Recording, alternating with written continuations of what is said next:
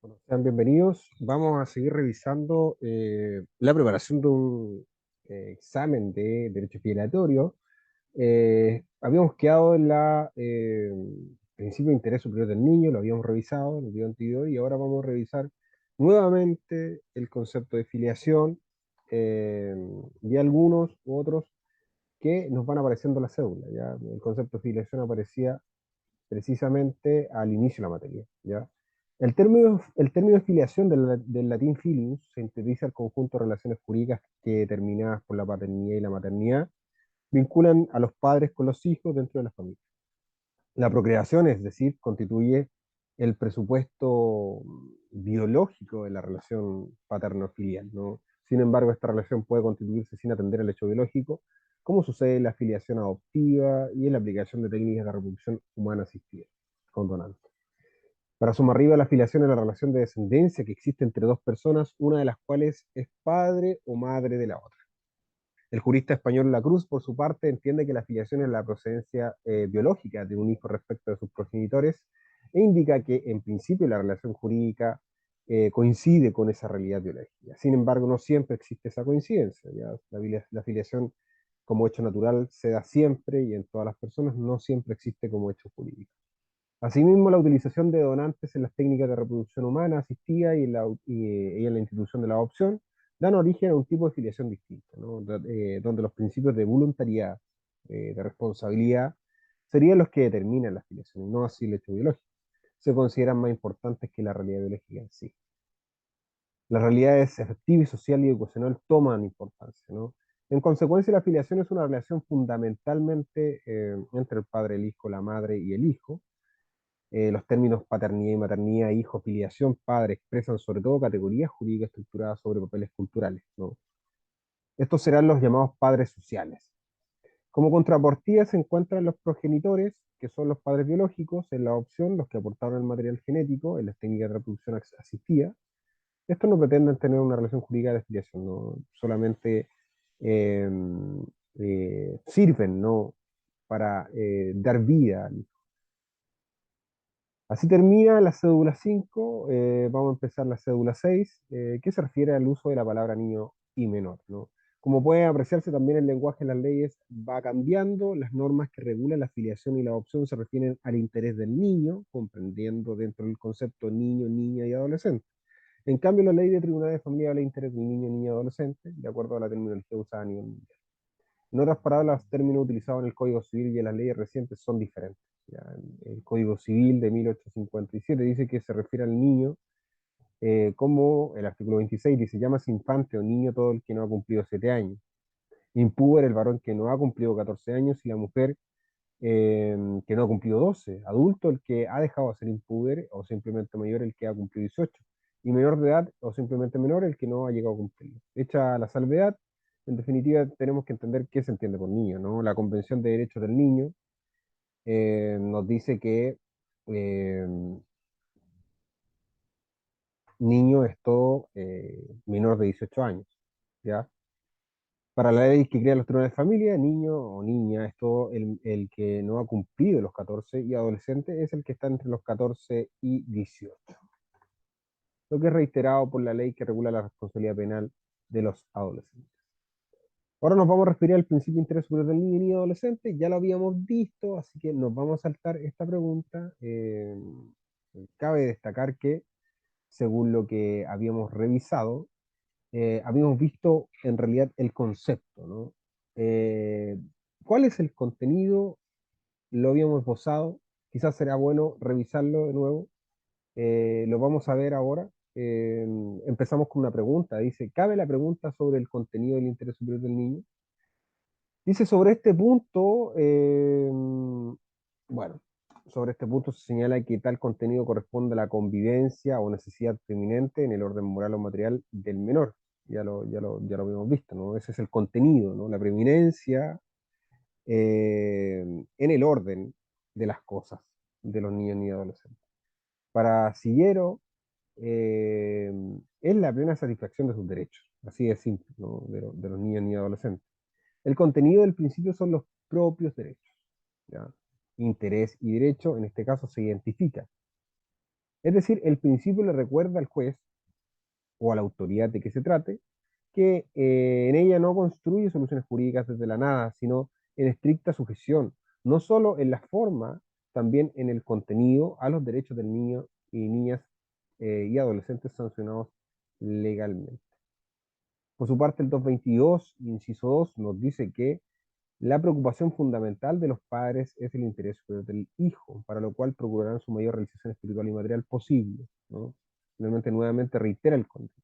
Asimismo, la ley que crea los tribunales, ya lo habíamos visto en el artículo 16, nos dice que esta ley tiene como objetivo garantizar que todos los niños, el ejercicio y goce pleno y efectivo de sus derechos y garantías. En definitiva, el contenido del principio de interés del niño superior eh, radica en los derechos, en la satisfacción de los derechos, ¿no?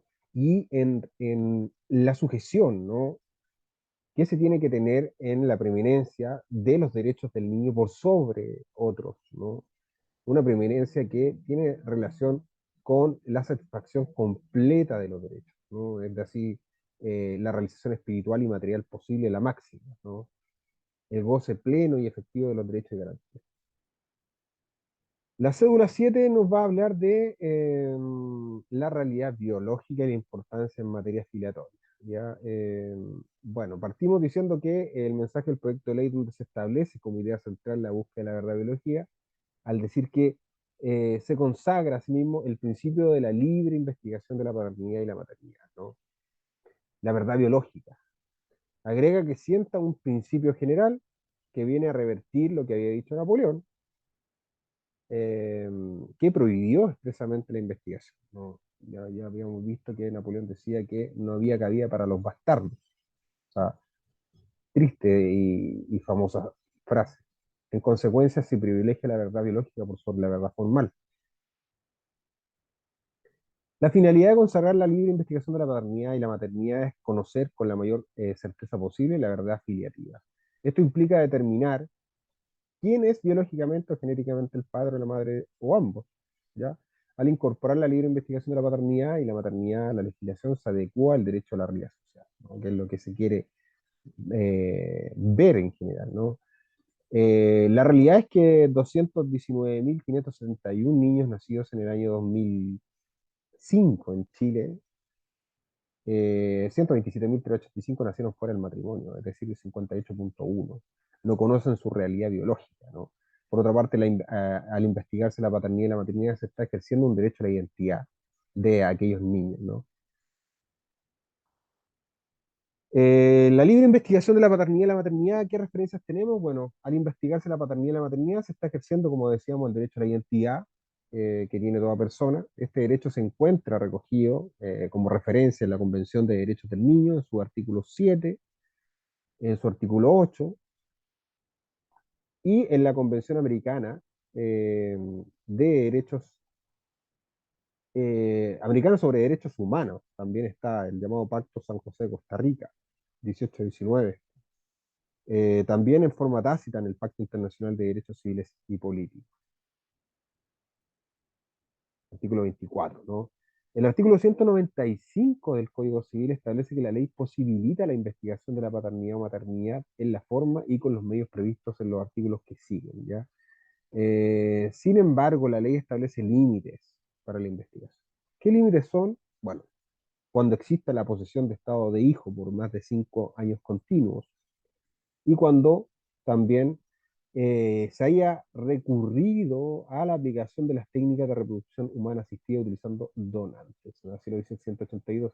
En estos casos son los límites para la investigación, ¿no?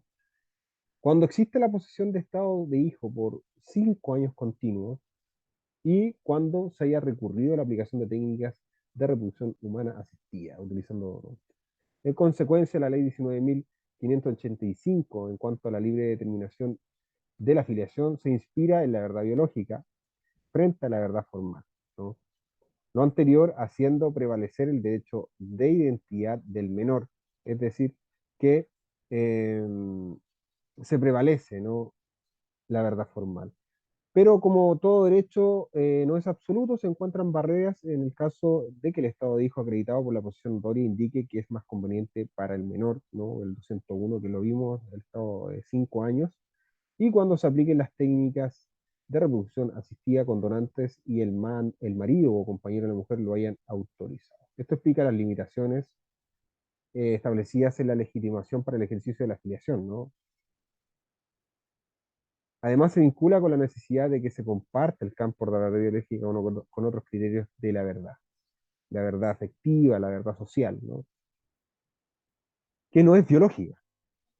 Tales como la posición de Estado de hijo, que lo acabamos de ver en cuanto al medio para acreditar subsidiariamente la afiliación, o como factor condicionante para una legitimación más o menos amplia de las acciones de afiliación. Esto constituiría el reconocimiento de una verdad sociológica por sobre la verdad biológica, ¿no? Los límites en sí, ¿no? De la libre investigación de la paternidad o maternidad. Cédula 8, ¿qué se entiende por derecho a la identidad? Ya lo veníamos esbozando. No hay definición dogmática, ni la ley ni la Convención de Derechos del Niño se refieren a ella. Si bien esta última establece sus características, no da un concepto. Desde otra perspectiva, el derecho a la identidad pertenece a la gama de los derechos humanos de tercera generación, es decir, aquellos derechos sociales, ¿no? Doctrinariamente se entiende como aquel derecho personalísimo del que goza todo ser humano a ser uno mismo en su compleja y múltiple diversidad de aspectos, alcanzando de esta forma su propia identidad. Ahí tendríamos como una definición, ¿no? Se relaciona con los atributos de ser único y irrepetible frente al mundo social que lo rodea. Este derecho implica la facultad de todo ser humano a que se respete su propia verdad, lo que incluye en su historia y su particular configuración física, psíquica, familiar, social y cultural. Lo que estaríamos hablando de la verdad sociológica, ¿no? La verdad con que uno se representa. No necesariamente tiene que ser la verdad biológica. En este sentido, la Corte italiana ha establecido que la identidad personal integra un bien especial y fundamental de la persona, como es aquel de ver respetado de parte de los terceros su modo de ser en la realidad social, o sea, que el sujeto vea garantizada la libertad de desarrollar integralmente la propia personalidad individual, ¿no? Ya sea en la comunidad general como en las comunidades particulares. Para que una persona logre desarrollar su personalidad necesita conocer su identidad, es decir, conocer su origen, saber quiénes son sus padres, quiénes constituyen su familia. Ya lo habíamos dicho, la verdad biológica. Pero no es todo la identidad. En síntesis, la identidad es el resultado de la identificación y para identificar necesito saber quién soy, investigar mi origen, ¿no? Para esto, bueno, se requiere que el Estado otorgue los medios necesarios para acceder a las fuentes veraces de información, ¿no? Estableciendo acciones de filiación, ¿no? Es la forma, constituye el mecanismo adecuado para lograr el conocimiento de la verdad biológica, ¿no? Pero la identidad no solamente se identifica con la verdad biológica, y lo habíamos visto, que también tiene una estrecha relación con lo que yo creo que es mi verdad sociológica, ¿no? Así que, y lo que yo me siento, ¿no? El respeto que tienen que tener los terceros frente a mi identidad. Tipos de filiación que estudiamos en clase o que hay, bueno, la filiación biológica, o por naturaleza, que es la que hemos hablado bastante, esa es aquella el que el hijo nace es producto de una relación sexual entre los padres. La filiación por aplicación de las técnicas de reproducción humana, bueno, asistida, lógico, la concepción se produce por la utilización de técnicas de reproducción asistida, 182 del Código Civil no habla de ello. La filiación adoptiva, bueno, en este caso hablamos que se deriva de una adopción y se rige por la ley de adopción, ¿no? Artículo 169, inciso 2 del Código Civil. De estas tres fuentes, la biológica por naturaleza ha quedado con menor grado de estabilidad eh, y con menor y carácter de fijeza, frente a las que provienen de la adoptiva, que en realidad son inamovibles, son irrevocables, y también las de reproducción asistida.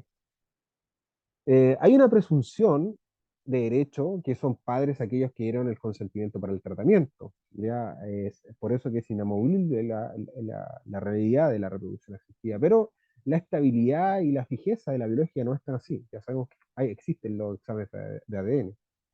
Tanto la filiación biológica por naturaleza como la aplicación de técnicas de reproducción asistida pueden ser determinadas o no determinadas. ¿Ya? Eso es una cuestión que tiene que ver con que se encuentre legalmente establecida, o sea, el hecho jurídico ahora se concuerda con la realidad fáctica, ¿no? La realidad biológica, ¿no? determinar algo se encuentra legalmente establecida, la paternidad o maternidad, o ambas, o no determinada, cuando en definitiva no se ha establecido aquella concordancia entre la realidad jurídica versus la realidad social. Determinar la filiación consiste en la afirmación jurídica de una realidad biológica, lo decíamos, presunta, relativa a la paternidad o la maternidad. Una persona puede encontrarse en tres situaciones, ¿ya? Podría tener determinada la filiación respecto de ambos padres, solo respecto de la madre o, en definitiva, solo respecto del padre. El efecto que produce la determinación de la filiación es el estado civil, ¿ya? En definitiva, los efectos jurídicos, ¿no?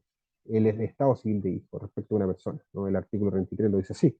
La no determinación, por el contrario, no otorga el estado civil de hijo, pero puede tener otro estado, ¿no? Civiles, como el de soltero, casado, viudo, ser padre o madre de alguien, etc. El estado civil de hijo produce importantes efectos, como el derecho a llevar apellido de los padres, nacionalidad, el derecho a alimentos, el derecho a no ser el derecho a ser cuidado por los padres y los derechos sucesorios, ¿no? Importantes. ¿Por qué? Porque son derechos que ligan a las personas, ¿no? La nacionalidad la liga con el ius sanguinis, ¿no? El llevar los apellidos de los padres, lo liga con la familia, ¿no? El derecho a alimentos lo liga con su derecho a subsistir y a pedir alimentos, el derecho a ser cuidado también. Por tanto, los hijos de filiación no determinada, al no tener estado civil de hijo, no tienen ni siquiera el antiguo derecho a alimentos que otorgaba el 280 número 4. O sea, han quedado en peor situación. ¿Ya? En definitiva, eh, quedan en peor situación. Ya que la legislación anterior les concedía el derecho cuando el padre era citado por segunda vez a compensar la paternidad. La no comparecencia a la citación judicial sin causa justificada se sanciona con pagar los alimentos necesarios. En la antigua legislación, ¿no? En consecuencia, en consecuencia de la determinación de la filiación surgen efectos distintos. Si los hijos de filiación determinada tienen iguales derechos, y los de filiación no determinada no tienen ningún derecho. Se ha considerado que no hay discriminación. ¿Por qué? Porque la filiación indeterminada hay medios para impugnar, ¿no? Hay medios para accionar, ¿no? Están las acciones de filiación. A su vez, la filiación determinada puede ser matrimonial y no matrimonial. Bueno, eso lo vemos en el siguiente cédula, ¿no? Vamos a quedar en la cédula 9, avanzamos bastante también para que los videos sean cortos y vamos a revisar lo que sería la afiliación matrimonial.